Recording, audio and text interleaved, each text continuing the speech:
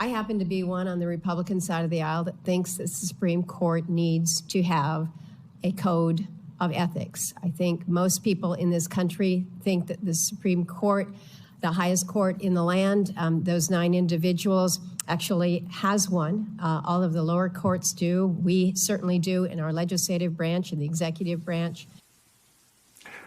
That happened today in the Senate Appropriations Committee, where the committee discussed Senator Chris Van Hollen's amendment to an appropriations bill to withhold $10 million in funding from the Supreme Court's budget until the Supreme Court adopts a code of ethics. That's an attempt to go at this issue through the Appropriations Committee, kind of a full court press by Democrats.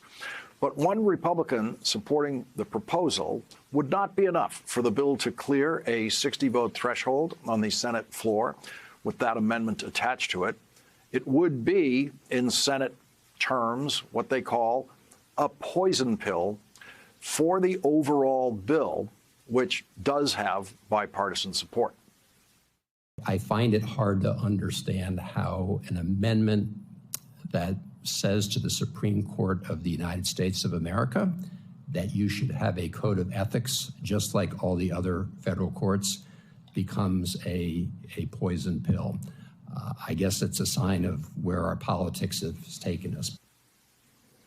Joining us now is Democratic Senator Chris Van Hollen of Maryland. He's a member of the Senate Budget Committee, and he chairs the Senate Appropriations Subcommittee that oversees the Supreme Court's budget.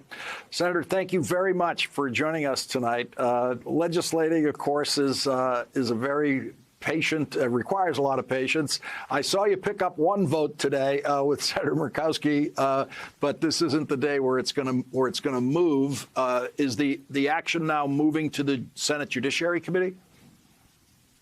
Well, that's right, Lawrence, and you got the political math exactly right. I had hoped to attach this rider to the appropriations bill, withholding the $10 million until the court did the right thing and finally adopted a code of ethics. But it was very clear that if we went down this road, that Republicans were going to filibuster the entire appropriations bill and not let that move forward. And while we heard that Senator Murkowski supports the idea in principle, as you say, ultimately we need 60, which means we need 9 more Senate Republicans. So I did withdraw the amendment so that we wouldn't crater the appropriations bill. But next week, a week from today, in fact, the Judiciary Committee, Senator Durbin has indicated that he's going to take up a bill that Sheldon Whitehouse has introduced that would require the Supreme Court to finally have its own code of ethics.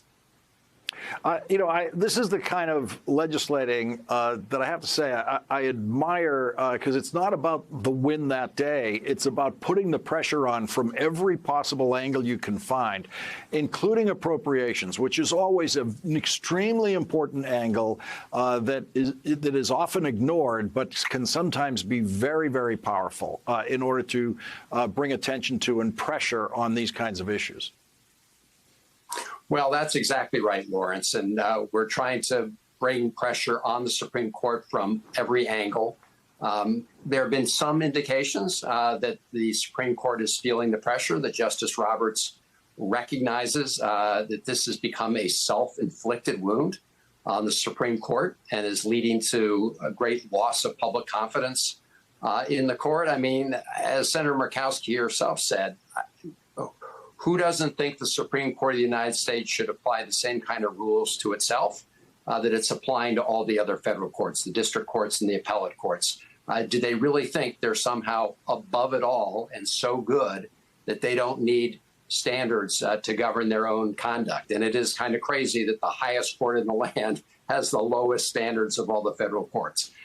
So I do think the pressure is building, but we're going to keep it up. We're going to keep it up because apparently it's hard to shame the Supreme Court, but we're going to keep at it till they do the right thing.